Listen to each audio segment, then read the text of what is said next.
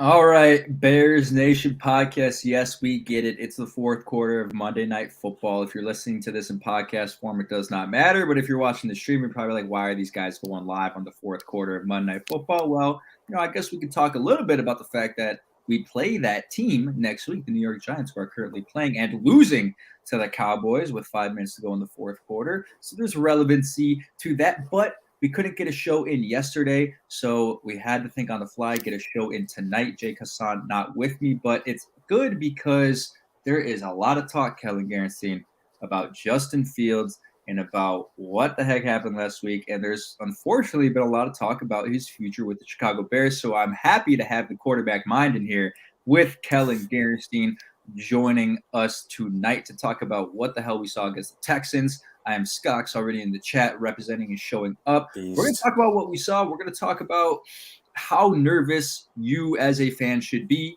about not only Justin Fields, but the Bears and the state of this team and the offensive coaching staff. So, Kellyn, welcome in, brother. It's good to have you back on.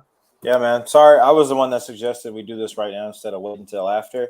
I'm not gonna lie, that's mostly because I have this thing due at midnight. It's just a quiz. I should do fine on it, but college student life. But we'll be fine. I don't know how many Bears fans are, like writing scouting reports on the Giants right now. So I think they're more focused on what we're about to talk about, which makes sense. They should be. They should be tuned in. What they should do right now is turn off Monday Night Football. It's a garbage game anyway. It's not even relevant in the fourth quarter. Turn on Bears Nation podcast and learn a little bit about your favorite team, who you are likely very concerned about. Because, yes, the Bears snuck out the 23-20 win. And, hey, I said it. I tweeted it a bunch of times. A win is a win. And I stand by that. We're going to get into that. But obviously, the elephant in the room is, well, the whole point of this season was to develop your franchise quarterback and make sure he develops. And then once you regardless of how many wins you get this year, if your quarterback develops, you are in a prime position with the cap space you have to be a legitimate contender next year. And now things are not the way we thought it would be from, the development of Justin Fields. And from the standpoint of that, he has sort of taken, I guess you could say, a step back in his development. I don't know if I want to say it was a step, it was the worst game of his career. Let's put it that way. But I think it's too early to say it's a step back in his development. Like I don't think he's regressing, right? He's just not.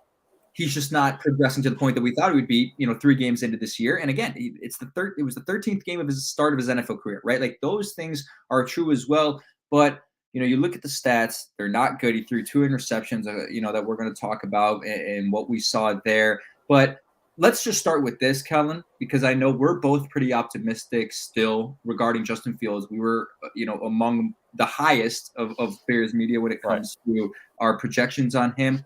What is let's do on a scale of 1 to 10, 10 being the Mitch Trubisky 2020 worry meter and 1 being not worried at all. Where are you on the Justin Fields worry meter right now? 1 to 10. 1.5.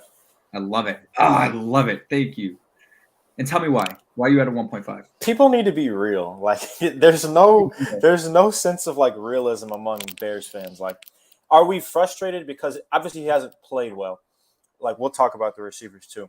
He hasn't played well the last 2 weeks, right? We want him to be better. We want to see like a little bit more in the stats. We want to see more completions, probably more attempts, to go along with that, more yards, more touchdowns, whatever. But sometimes it just doesn't happen right away. Like it might not happen right away. And it's been 3 games, one of them in a monsoon, which by the way was his best game so far, which I don't know if that speaks to how positive that is or how much of a fluke it is. We'll find out later. Right. But not much has changed about Justin Fields. He's still the same player. There just needs to be a bit more. I think there just needs to be a bit more like real. I think he's too tight. I think he's trying to press the issue too much. And like, I know that Simeon Kelly is one of his good friends, posted that video of him running. That's fine. I love that. Justin Fields is always going to be the hardest working guy in the room. And that's perfectly fine. But, sometimes like, and I can speak from my perspective as a player, I'll just put too much into one game, put too much into myself and not realize that there's 10 other guys in the field with me. Right. And this happens, this happened to me a lot in 2021. Actually, I'm not Superman, and Justin Fields sometimes probably just needs to realize I'm not Superman. Let me execute the offense the way that Luke Getsy designed it. and let me make things a bit easier on myself instead of trying to prove that I'm the guy right now. You know what I mean? Because the throws will come. You know, we might not like the stuff Patrick Mahomes is doing in 2018, but you know, as long as he keeps executing, takes the easy stuff, takes the stuff that's given to him, takes the stuff that he's taught, coach trained to do, the tight window throws, the stuff that we saw against like the Steelers last year, like he's still that same guy. You know what I mean? Like that hasn't gone away. We just want that instant gratification. You know what I mean? And we're not getting it right now. So there's a bunch of freak out, but there's still no doubt he's the most talented guy that we've drafted, probably in my lifetime, especially, and probably in every other Bears fan's lifetime. And we are just expecting a jump from him, and we just haven't seen it. But guys have struggled in the first 2 years before. Tua is looking solid right now. You know, he's not looking amazing, but he's looking solid. Josh Allen is looking pretty amazing. At least the league in passing. You know, come on, all right. Like, and you know, and I said like with Lamar. Lamar had an MVP second season, but like after his first year, guys, people were like, he cannot play quarterback in this league. Now that was all stupid, but like I feel like those are the same jumping to conclusion. It's the same mindset that people are trying to do now. Josh Allen wasn't good his rookie year. He wasn't that great his second year. It took him a while to get the accuracy and to get the timing of the NFL down.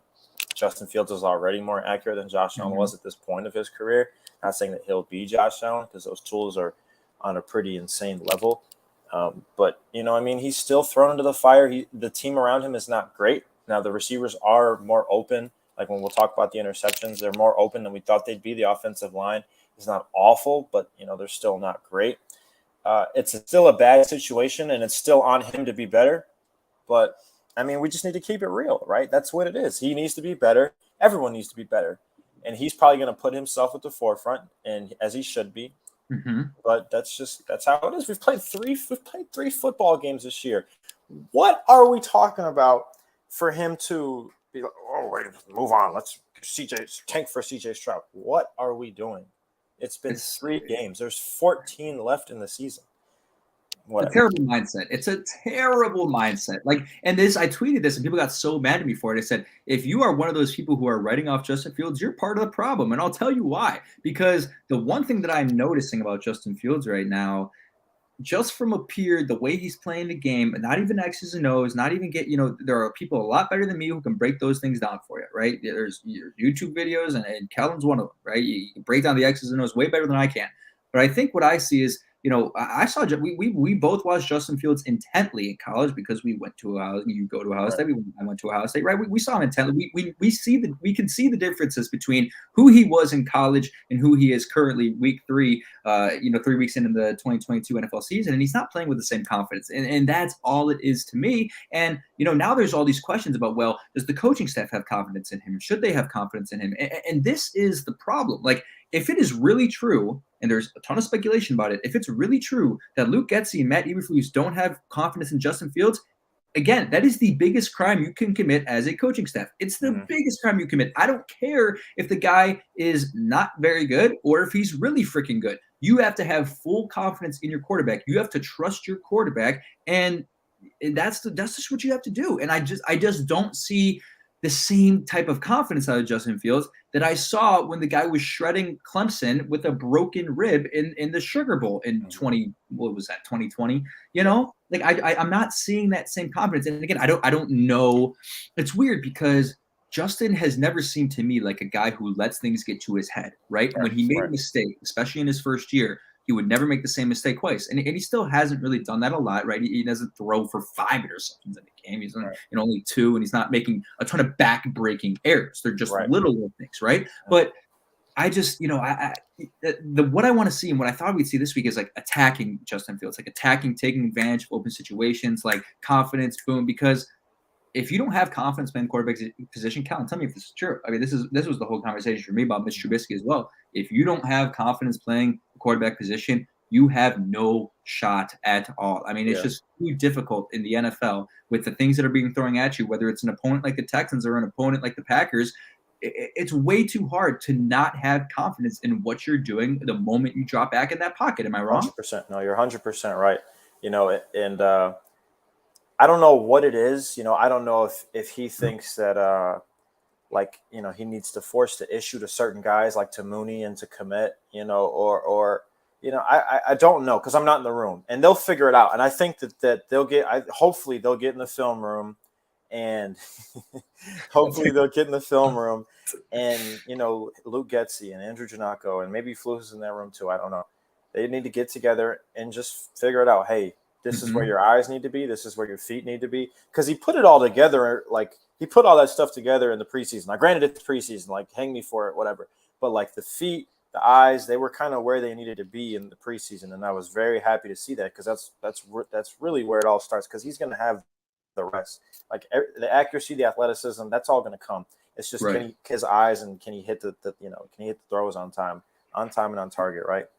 So they need to get in that room. There's a couple things that, like, as a quarterback, like I nitpick, like, and we don't even have to do a breakdown on this, but like the way his footwork is. So in college, and this matters, trust me, it matters. I don't know how much, but in college, he went left foot back, right? So staggered stance. Right. We've heard a lot about this. His left foot was back, right? So in that left foot back stance, hold on, let me stand up and show people. Stand up. So in the left foot back stance, right? This is like mirrored, so be mindful.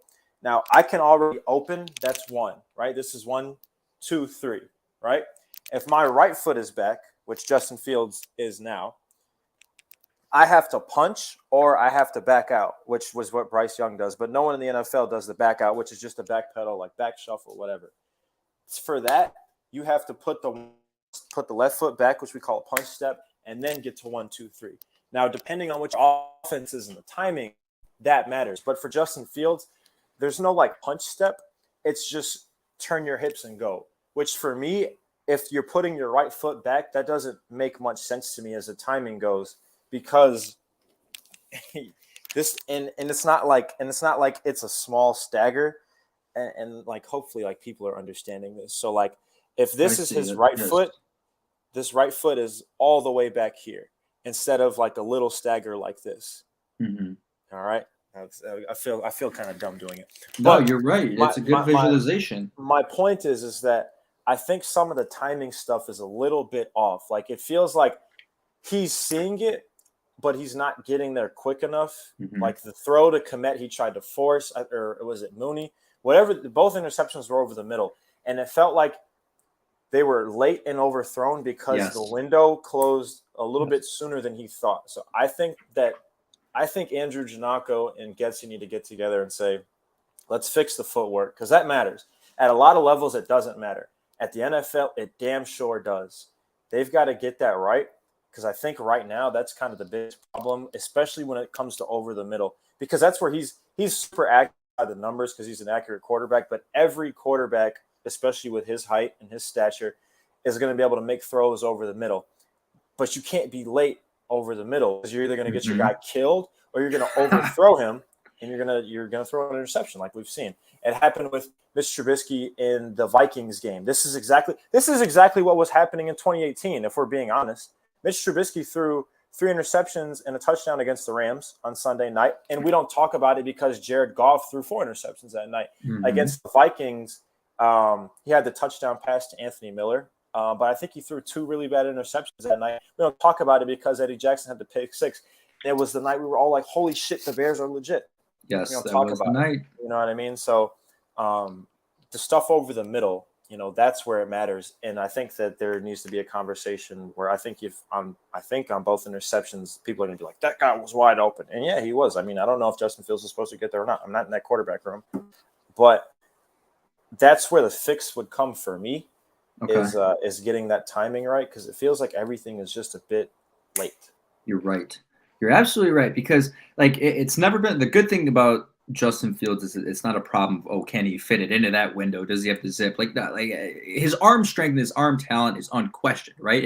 And you know, when you think about Mitch and some other quarterbacks who, people have doubts about, a lot of times it's I don't really know if they have the arm talent to do it, right? Justin Fields, like he threw a strike to Komet and to Mooney in the middle of the field later in the game, and it's like, yeah, okay, like he can get the throws there, but what you're saying is like, there's just not a lot of rhythm to the offense when they're passing. I think that's what it is, right? Like there's no sense of rhythm. Like it's not, okay, drop back a couple of steps and then boom, ball is out, right? I feel like almost, we'd have to go back and watch the entirety of the all 22, but it's almost now like it's so funny because it sounds so contradictory because last year we were all over Matt Nagy for too many curl routes and too many short things and not enough deep shots. It's almost like they need that now. Like it's almost like they're waiting too long for things to develop. And like Justin's having a little bit of trouble right now seeing things down the field, right? There was a couple plays where people are pointing out on Twitter where there's guys open down the sideline, wide open, and then Equanimous St. Brown open on a corner route. I think when he threw or when he scrambled for the 29-yard run, and it's like, look.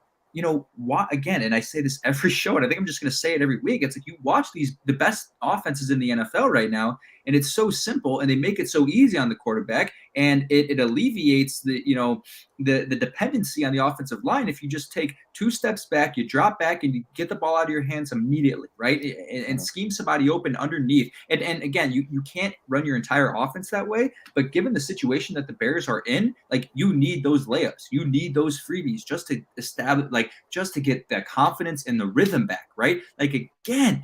Watch the Buffalo Bills, man. Like they take advantage of the things that are open to them down the field, right? And so do the Miami Dolphins. But before that happens, like it's just watch the Green Bay Packers. It's so simple. It's look, we understand the opposing defense, whether they got a ton of talented players on the offense, on the defensive front or not, is going to have a little bit of success because our pass offense isn't, our pass blocking rather is not that great. The run blocking is phenomenal. But the pass blocking still is not there yet. I don't care what ESPN says about this pass block win percentage shit. ESPN says Sam Mustipher has a 100% pass block win percentage. And God bless his heart, he's been very valuable being able to step into that role. But Sam Mustipher does not have a 100% pass block win percentage. I don't know what the hell we're talking about here, right? But again, I just feel like it's too we're waiting. Like we drop back and it's like we're waiting. You're right, that rhythm's not there. Like we just need to see more of these layups because I implore people to go back to watch that game. And for those who are extremely concerned about Justin Fields and extremely nervous about his potential and about his development, and now there's a bunch of people who are just saying, hey, we just want to see the floor, right? We just want to see the floor. If he could be Jimmy Garoppolo, that'd be great. Right, because they're running the ball so well, they could be the 2019 49ers if he's just Jimmy Garoppolo and he can be the floor. Well, watch what Justin Fields did in that game with a completely clean pocket. It was easy. Strike to Darnell Mooney, strike to Cole Kmet, right? And a lot of the play action bootlegs, they're getting blown up. I mean, we saw that with Jalen Petrie. He blew up a play this week on a naked bootleg, and then it was last week I think as well. Who I don't know who blew it up, but it was the same type of thing. They did some sort of weird play action thing, and then he turns around and there's Preston Smith in his face, right? Like if you give him time and you just establish this rhythm of hey, we're going to get the ball out in under 2 seconds, like the best quarterbacks in the league currently do, And here's the question I have for you, Kellyn. It's like, how much of that is on him, right? Because I mean, it's partially on him, right? But you'd have to go back to the all 22 and watch the concepts to see if you're scheming up anything to make it easy for him, right? Because there are people who are concerned about him holding the ball. And it's like, well, how much of that is on him? Yeah. Some of it, obviously some of it is on him for sure. He's such a good athlete that I think teams will always game plan to have an extra man coming off the edge on the backside of whatever side they're having that outside zone extra to, whether they're hitting the ball off or Justin's going to boot off it, because he's such a good athlete. And we saw it against the Niners when he came out, and I think it was Dre Greenlaw that was right in his face, and he just stopped, made a miss, and then ran for 15 yards. Yeah, right. And that happens, but a lot of let's think about the guys that have really made a killing in that offense. Jared Goff, Derek Carr, Jimmy Garoppolo, that have had quote unquote success. Matthew Stafford, Aaron Rodgers. Those guys are nowhere near the athlete that Justin Fields is, right? And they never will be. And guys like Kyler, and Kyler's not a good example because I don't like what Cliff is doing. So let's take Lamar. Sure. And Jalen Hurts. That's not what they're doing. They're not. The offense is the offense that is the tree that LaFleur and all those guys come from. Mm-hmm. LaFleur, McVay, Shanahan, right? That Shanahan Walsh tree, right? The outside zone. Let's run it off of it. Everyone fits in that system. That's why those guys have success in it. That's why you run it with Jimmy. That's why you run it with Jared Goff and guys like that. And granted, like you put a guy like Stafford in that system, that's why he succeeds so well, because all of it he's kind of used to, and you just add a little bit here and there to his strengths. But like no one else in the league does what the Ravens do with Lamar. No one else in the league did what Nick Sirianni is doing with Jalen Hurts and the Eagles offense. No one else in the league was probably going to do what Kyle Shanahan was going to do with Trey Lance. Grant, unfortunately got hurt. But we're kind of just trying to fit Justin Fields into this mold, and it's hard because you can't like diverge your system in the middle of the season.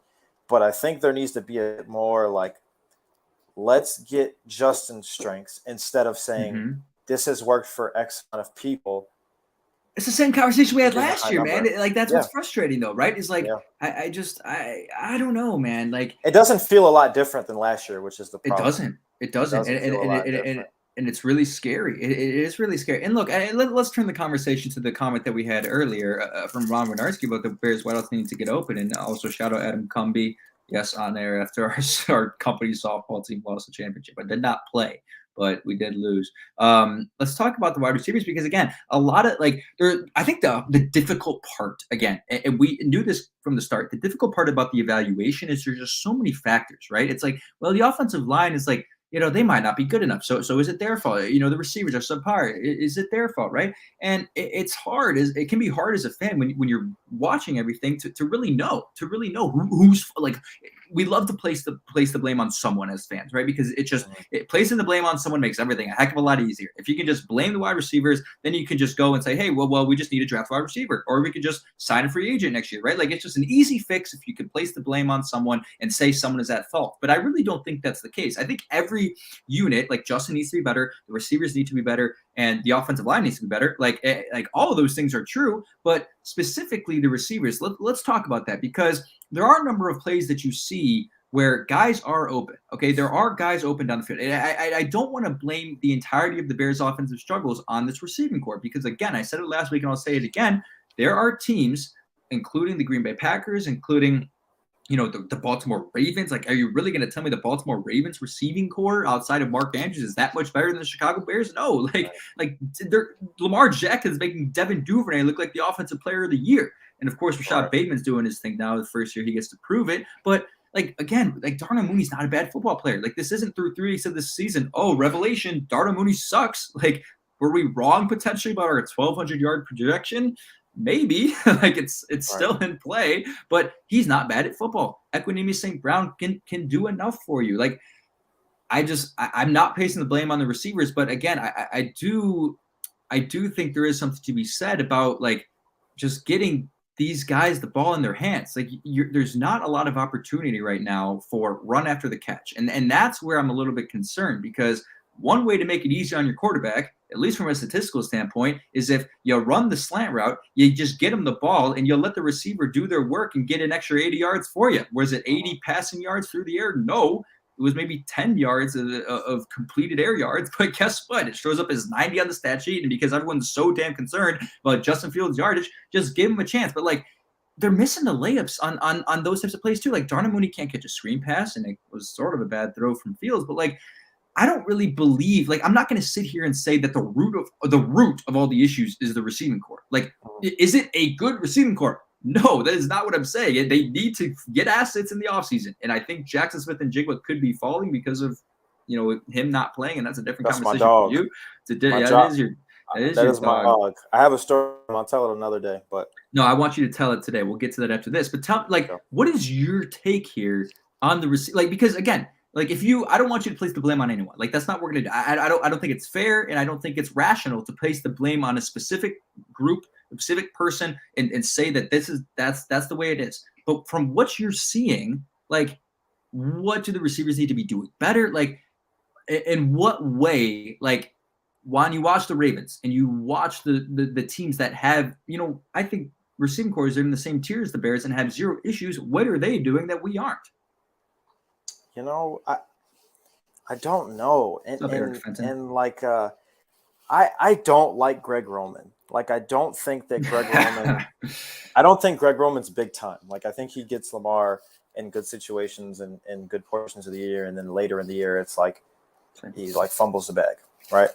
Yeah, they fumble the bag in the playoffs every year. Right, every year, right? But like what he's doing now, what Lamar is doing now is insane. And like I said, it looks nothing like what we're doing. And it just Justin is not Lamar as far as a runner. I think as a thrower, I mean, obviously they're both very good. Like, let's be honest, Justin Fields, Lamar Jackson, they can both throw the ball. But as far as like that straight line speed, we're still dealing with the same with the level of athlete that can put that stress on defenses. He's not going to have the touchdown output or like the attempt output that Lamar has, and he shouldn't, because that's not how we should use him. But there feels like that threat of Lamar running that's used that opens everything up for everyone else. Mm-hmm. Whether they're using that diamond pistol package, or they're doing a lot of pistol, or they do like the waggle spin stuff instead of like naked boot. So like waggle is kind of like naked, but you don't have the run action. The running back, it's literally Lamar's spin. So they're in pistol, and the running back is going toward where Lamar rolls. So if we're in pistol and Lamar rolls right, the running back is in pistol. He goes to the right. Lamar spins left, comes out right, and that's waggle. But it's the same concept as a naked boot. You have a guy in the flat, and you might have some concept of a crosser or a deep out or a post over the top of it. Exactly. So that's in my opinion, like they're just doing a better job of making the defense worry about his threat of being a runner. Yeah. And so, but I think that the Bears are trying to replace that in their system with the threat of the running back running of David Montgomery and Khalil Herbert, but it's not the same. And I couldn't tell you exactly why, outside of just, I mean, Lamar is Lamar and he just adds so much to an offense, but it's there's something about it that the defense has to respect. It's not just the run game. It's the fact that you have an extra hat, right? It's the fact that if I have, 5 offensive linemen, let's say we're going 4 wide, and it's me, I'm Justin Fields, and the running back, Khalil Herbert, that's 7 guys. And usually what it is, like I hand the ball off to the running back, and so we have 5 to block however many, but with the quarterback, you take one out. You can add the running back as a blocker. You can use motion and take a guy away. You can read a guy. You can read any one of the offensive linemen. You could read any one of the linebackers. There's so many things in football. And sometimes the NFL is late to catch on. High school coaches can coach their freaking ass off, man. High school coaches are always the first one to develop new things. I promise you. If like when we talk about RPOs were in high school first, then they were in college, then they were in the NFL. Like they didn't happen in the NFL first. It's always high school first. There's like a lot of. We should have hired a high school coach. What the hell are we? We just should have got a guy straight from the high school circuit. Who's over at Flossmore now, Kellyn? What the hell? You got to put in Coach Rex Alexander. I'll get him on the phone. But no, for real, I think that there's an element missing of that creativity, and that like the light bulb hasn't hit yet. That like my guy is struggling. Maybe I should gear this a little bit more toward his strengths, and not the strengths of my system. I think.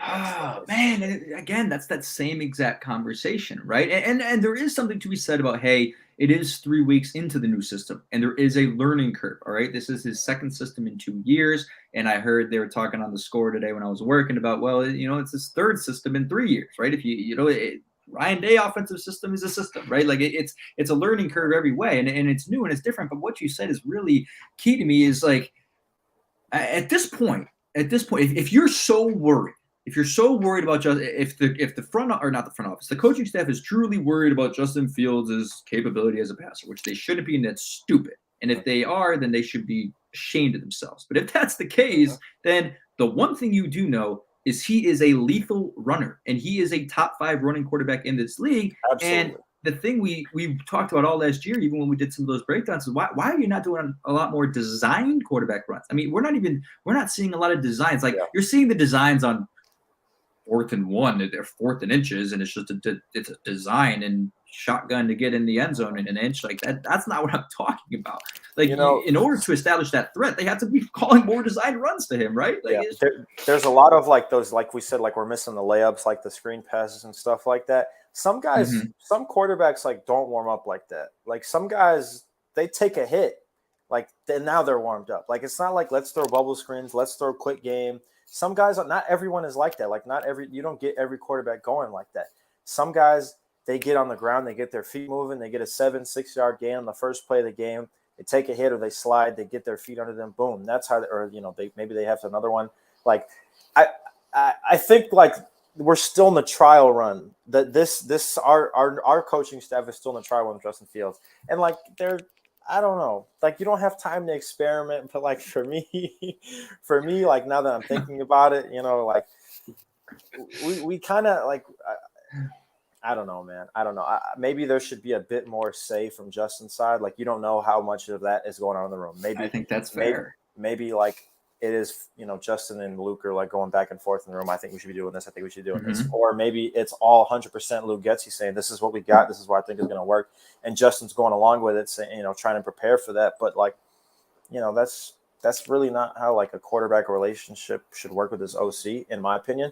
Not saying that that's how it is, because obviously it might not be. I'm sure they value Justin's opinion, but maybe that's where the lack of confidence comes from. Is like, I don't have like a say in this offense, and I'm just going to go with it. And in the back of your subconscious, you're like, this isn't exactly what I'm comfortable with, but I'm going to go with it because this is my coach. I trust him.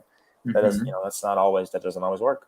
I mean, why? Like, did you see Eric Bieniemy and Patrick Mahomes and the beef that they had at the end of the fourth quarter? Like, that's totally related to probably Patrick Mahomes wanting to have done something else and Eric Bieniemy saying no, but at least Patrick Mahomes is in the ear explaining, and Eric Bieniemy got a lot of flack from LaShawn McCoy about that. Did you see that? That was really weird. LaShawn McCoy is very negative on social media. I have trouble believing that Eric Bieniemy just doesn't know anything about passing. Like, I just don't think that's objectively true. But what you say right there is very, very, very important. I mean, look at the best quarterbacks in the league. Yeah, we give Aaron Rodgers a little bit of shit for it. We give Tom Brady a little bit of shit for it. But, like, they control their offenses. Like, when you think about their offenses and how it's controlled, you don't really think too much about the offensive coordinator. You think about the quarterback. And it's funny because now you see a lot of guys, right? You see Nathaniel Hackett really struggling in Denver, and you saw Matt Nagy really struggle here. And the only reason that those two guys were hired was because, well, they were in an offensive system where the quarterback had success, right? So, Matt Nagy, and look what he did with Patrick Mahomes. He comes over here, well, he sucks. Nathaniel Hackett, look what he did with Aaron Rodgers. Maybe people should start realizing that it's really the quarterbacks that are just making it happen over there, and it's not the play caller. And that's why I think you're right. Like, I think Justin Fields is like, he just needs to take authority, and it's hard to do that. It's a hard thing to do because he's young.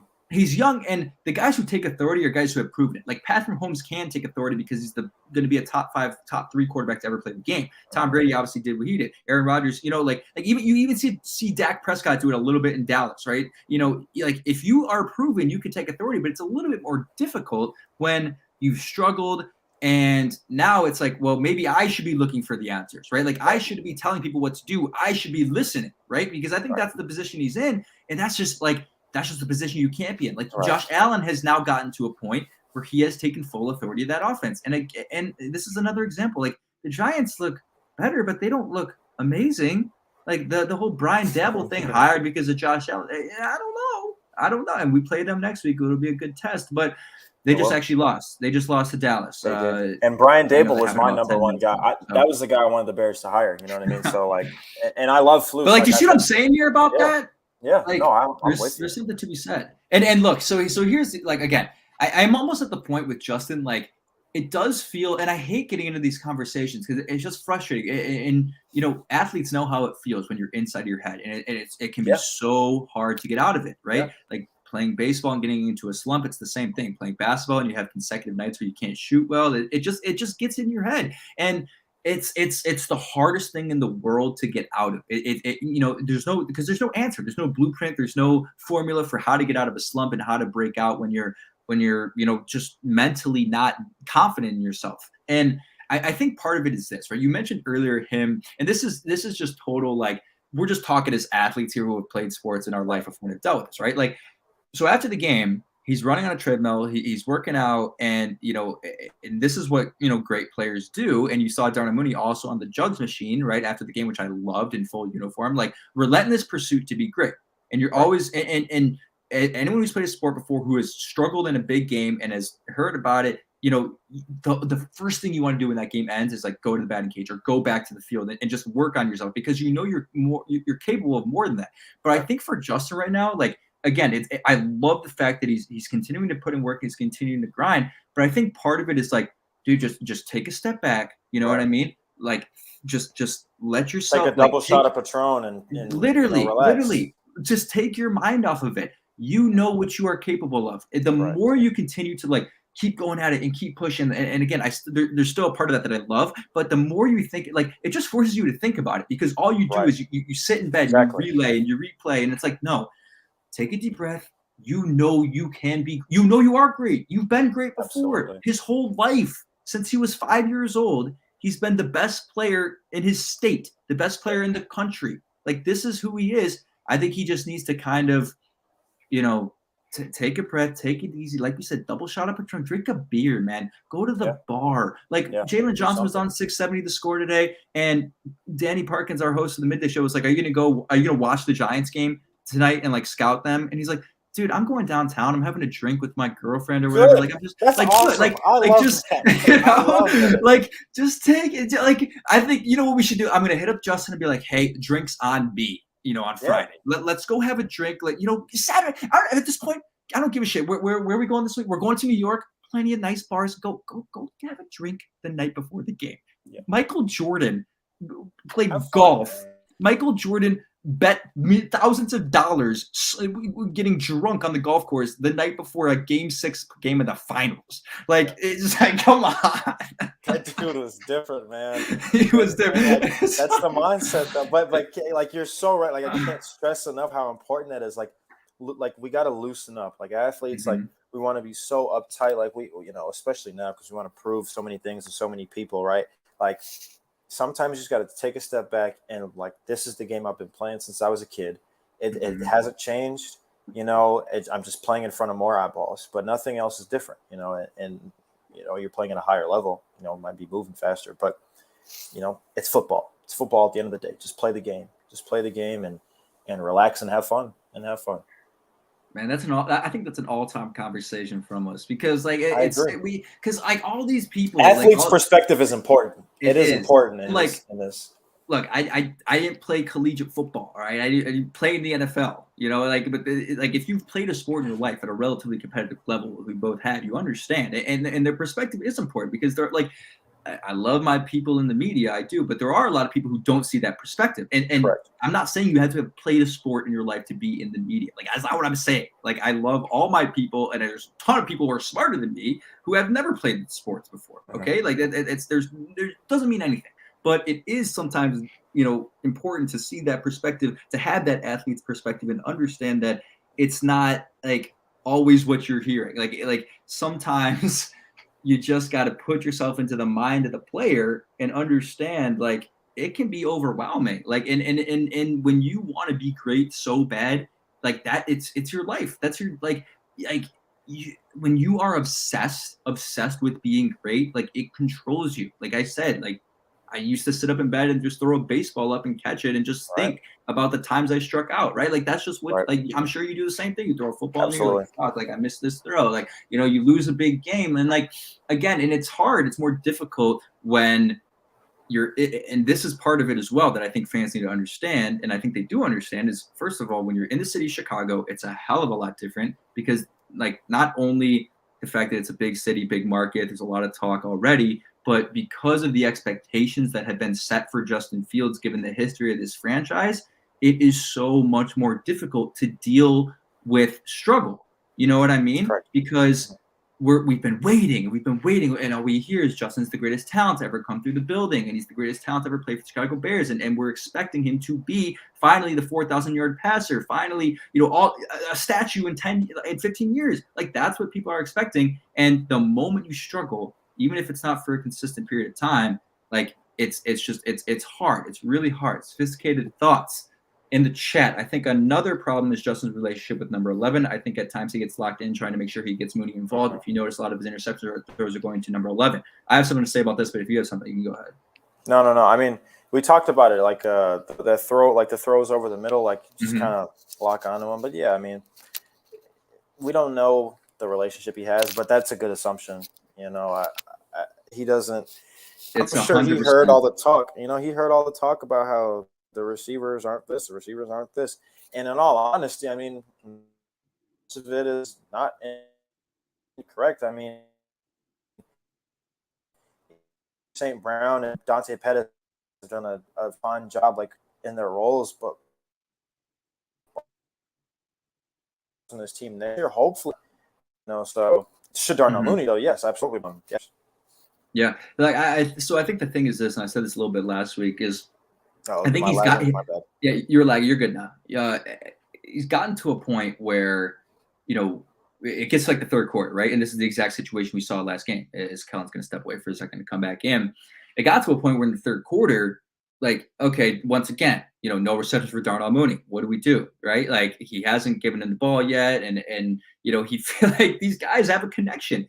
And I think at a certain point, you're right, Sophisticated Thoughts, he gets to a point when it comes to like the third quarter where he's like, hey, you know what? I just need to get the ball in his hands, right?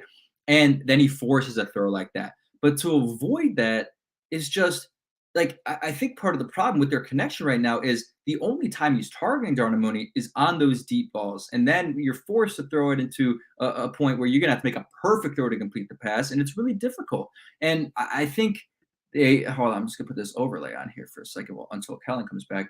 I think they just need to they just need to establish that connection again. We talked about rhythm, we talked about balance in the offense, we talked about all these things.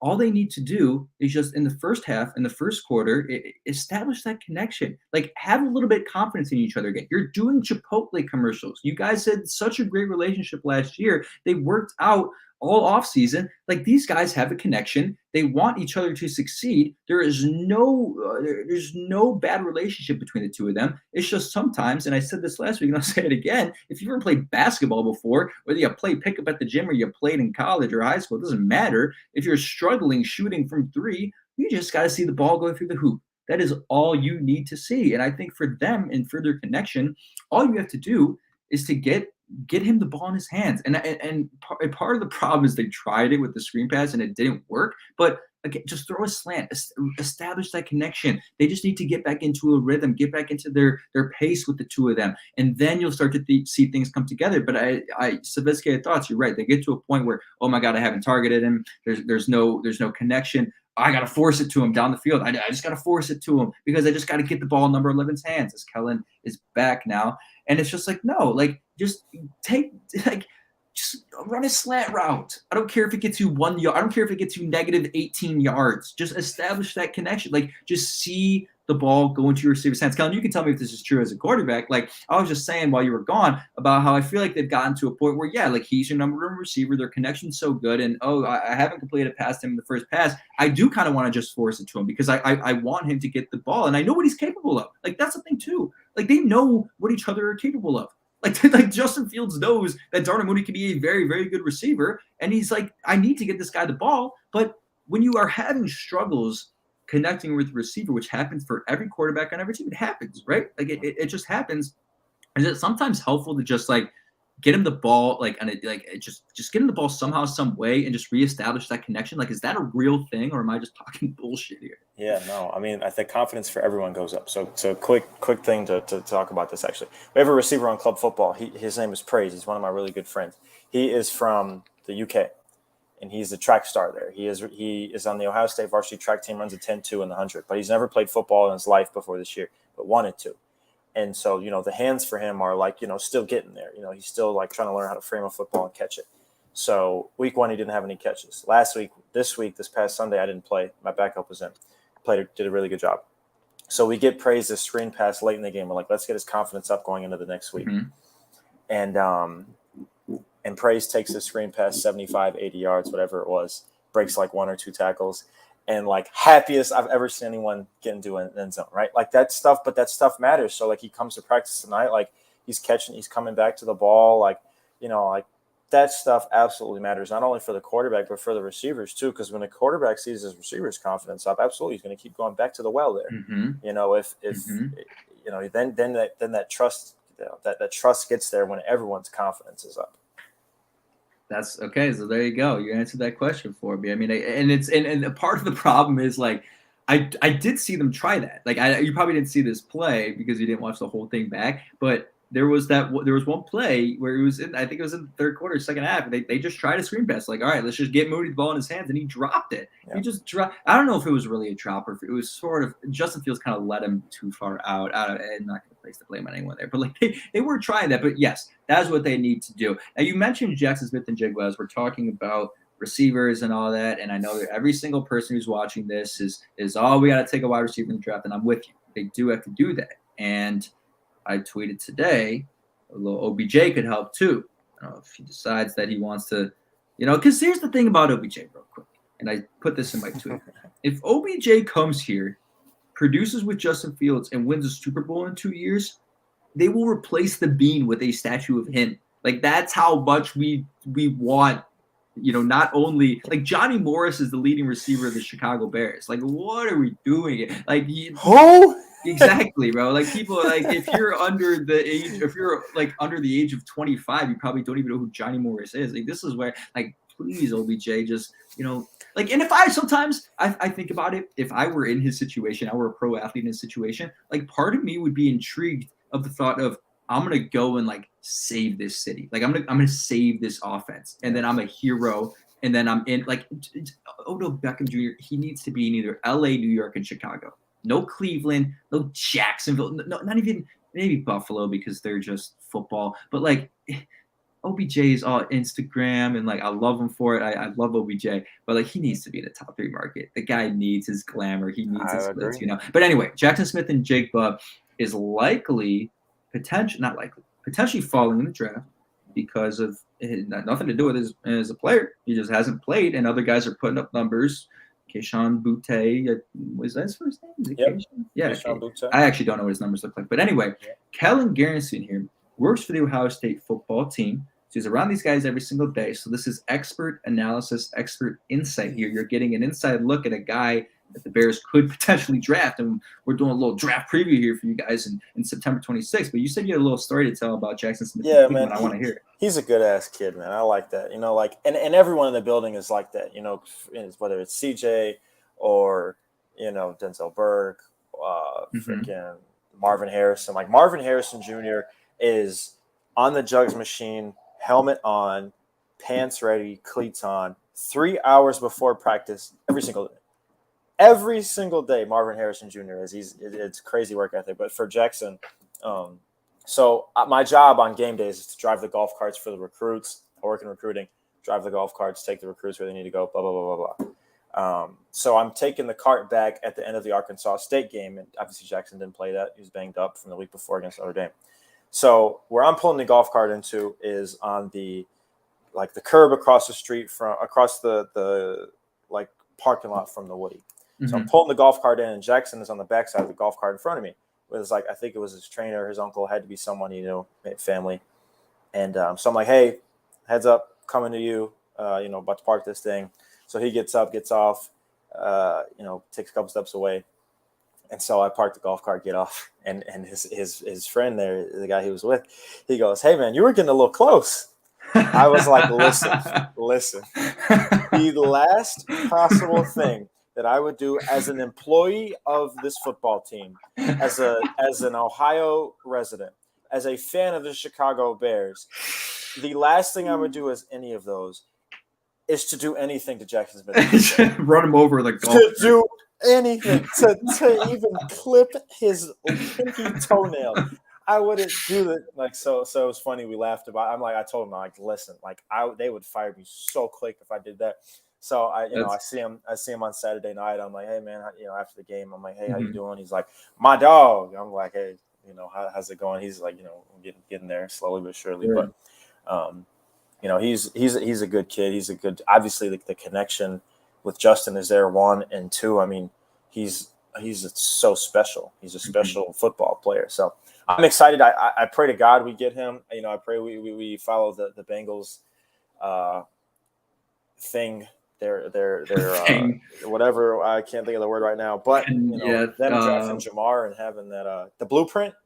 Yeah, I guess that's not the word we're looking for though. Yeah, I think it is. Sure, we'll go with blueprint. But yeah, no, whatever they do, I think first round receiver. Let's assume Jackson is gone and let's assume Butte is gone. I mean, there's still Jordan Addison. I think there's the kid at TCU. It's either TCU or Texas Tech. Can't remember his name, but hell of a receiver. Quentin Johnson, I think, is his name. Like, the Bears are going to be fine as far as receiver, but I really hope it's Jackson Smith and Jigba. I hope it is too. And you bring up a good conversation. We'll wrap up here soon, but I'm loving these conversations, as I always do here on Bears Nation Podcast when Kellyn joins along. There's a lot of people who have this outlook about the Bears and their current state as a 2-1 team, and their outlook is this. Well, the Bears are winning games now, and their quarterback isn't developing. This is bad for the future of the Chicago Bears because they're not getting a high draft pick. And, well, maybe if Justin Fields continues to struggle, they could have used that high draft pick on a quarterback and all these different things, right? And concerned that your favorite football team that you spend so much time caring about and tweeting about and all your little trigger fingers, and I'm one of them, don't get me wrong, and you're upset that they're 2-1. And I just want to address this conversation because when you talk, and this was the most important thing for me when Nagy was hired, when any coach is hired, the most important thing is winning football games and developing a winning culture. That's what matters. Miss me with draft, miss me with a future. No, in the now, you have a new head coach, and a fundamental principle of his whole ideology is hits. And if we hustle, we're going to win. And in order for that to be successful, you have to see the results of that. So you have to know that if hits wasn't working and they were, if they were losing, then this could fall apart very, very quickly. So wins are very important. It just irks me when I see people who are like, oh, they're 2-1. What the hell is They're going on? all paid to win. Everyone in that building is paid to win games. So yes, you think they're not going? That's right. such a stupid It just thing. doesn't make any sense. Obviously the guys are going to bust their ass, but how can you as an observer of the team be upset that they're stop it? Get that out of your head. That's and dumb. and it's annoying because there's people who are like, well, should they prioritize the development of the quarterback over winning football games? No. Like, the goal is to win. Like, you play the game to win. There's 51 guys on the team. If the 51 guys there's 52 guys on the team. Sorry, 51 excluding the quarterback, right? Or 53 guys on the team. 52 guys excluding the quarterback. Sorry, I'm getting my numbers wrong. There's 52 cards in the deck, all right? There's too many 53 numbers, all right? This is too much for me. 53. Yes, I know, all right? I made a mistake. I rarely do that, right? No, I make penalties. Kevin's perfect. But I'm perfect outside of knowing how many players are on the football roster. All 53 of those guys are trying to win the game, and the 52 who aren't the quarterback can give a shit about the development of it. Like, they know they care about it. And Jalen Johnson said this in the score. He's like, dude, we're trying to win games. We don't care about any of that other stuff. And wins are important. And like, I know you have the same view as this, but tell him, Kellyn, tell him why. Like, tell him why this matters. Why being 2-1, why winning matters more than being 0-3 and getting a top draft pick. It's the dumbest logic. Tanking in basketball makes sense. Oklahoma City Thunder. Nobody in football tanks. Nobody plays in that league for a long time. All those guys are playing to feed their families and give their people generational wealth. If they lose games, that doesn't happen. They don't care about the fans or let's tank like the Jaguars or the Jets, like in 2020, what was that? Yeah, in 2020, none of those players were thinking about tank for Trevor Lawrence, tank for da-da-da. Nobody was thinking about that in that building. They were all trying to win every game, every week. And, like, I think a lot of people know that. They understand that. But, like, oh, they should tank. It doesn't matter what you think they should do. They're not going to. They're going to try and win every week. And if the Bears – say the Bears – by the graces of what we think they can do possibly. And what they've shown us, they could be 3-1 at the end of next week. It's very possible they could squeak into the playoffs. Let's say they squeak into the playoffs. Are we going to be mad? Yes, Kellyn, people will be mad. People will be mad. People will be mad. Crazy. People were mad when the Bears made the playoffs a couple years ago in 2020. And we're the I remember that, yeah. People were pissed. Like, you sit here as a fan, and the Bears don't make the playoffs too often, all right? And then they make the playoffs, and you're like, no, this is not the way it's supposed to be. No, shut up. Yes, it is. They made the playoffs. And Protestant Hedge, props you for coming in. But the difference is this. I think what Kellyn's trying to say is this. Organizationally, you can tank, quote unquote, by decisions that are made, but no player in the locker room and on the field is physically tanking. Like, no player is just gonna, I'm not gonna cover this guy and let them score so they can win. Like, no. Like, what do you want Jalen Johnson to do? Just let him score now? Right. Like, oh, the Bears need a high draft pick. Let's just Roquan Smith should just stop tackling people. Like, oh, like, no, what are you doing? It just makes no sense. And here's the thing you say. You talk about, well, the Bears can be a fringe playoff team. And there's people who think that's crazy. And look, hey, if they make it there, we said it.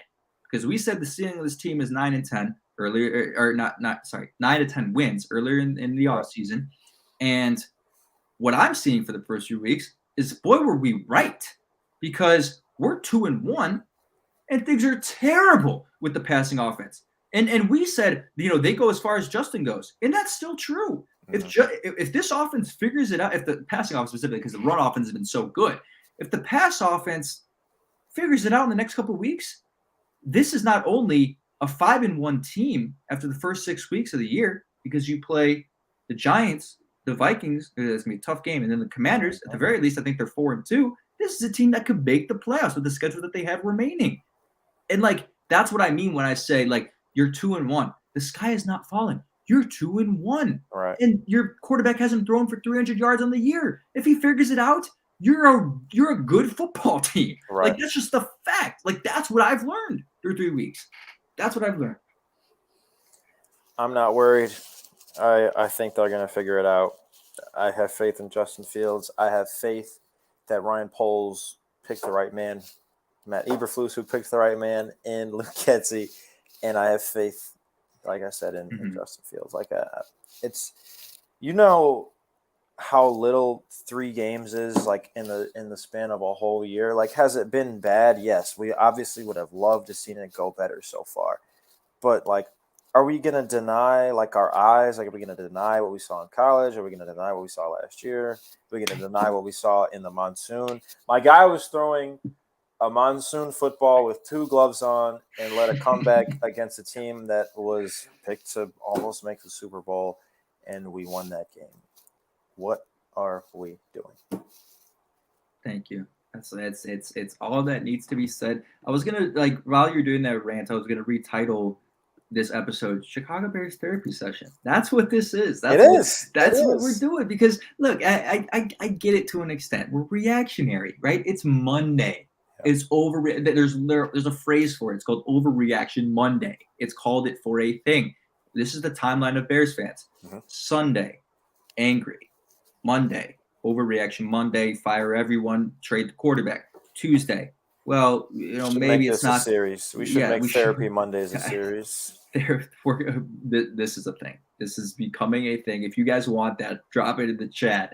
Therapy Mondays, because it's I know it sounds like we're kidding, but it is 100% necessary, because it's fans, again, it's overreaction. Buddy, you get all nervous, you get scared, and then guess what happens the morning you wake up on Sunday morning before the game? You're like, well, we might have a chance to win. It's the same thing every week. We might win the Super Bowl. This is we know how Bears fans operate. Yep. It's not just Bears fans; it's fans of every team. You convince yourself throughout the course of the week that we might actually be good. So Chicago Bears Therapy Session. Every Monday, we'll talk in the NPR voice. We'll, deep breaths, just take a deep breath. Kellyn, how you doing today? Is that, how we just let it out? You know what I mean? This is, and you know what I want to do, Kellyn? I want to get some of the viewers in here with us. I want to drop the link to the public, and I want to hear their, taking phone calls on the radio. I want it, because I think it would be good for us to help out some of these people who are a little bit, who they need us, Kellyn. They need us, and we are here for them. On Bears Nation Podcast, always a beautiful, wonderful time. Just chopping it up. This is the great thing about our episodes, is we just get to a point where we're just talking. It's just conversation. We're not even We're just talking about the game. Just talking about the game, and it's fun, man. It's fun stuff. Kellyn Gerenstein. Next week, the Chicago Bears against the New York Giants. We will be here for a breakdown, and I guess we'll be here for a Chicago Bears Therapy Monday. For myself, Kevin, and for Kellyn, you can follow him. I got to drop your socials in the chat more. Yeah, I guess you got to tweet more about the Bears first. Let's get out of it, Kellyn. You're busy. You're a busy guy. We get it. Appreciate everyone in the chat. I am Scox, Protestant Hedge, Sophisticated Thoughts. Everyone else, Eric Fenton, Remy Grant, my boy Nate, Adam Cumby, everyone in the chat, Roman Arski. We appreciate you guys for tuning in. It is 11:02 on a Monday, and you're watching us.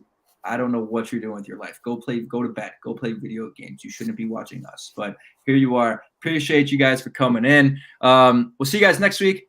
As always, it's Bears Nation Podcast for myself, Kevin. Take care.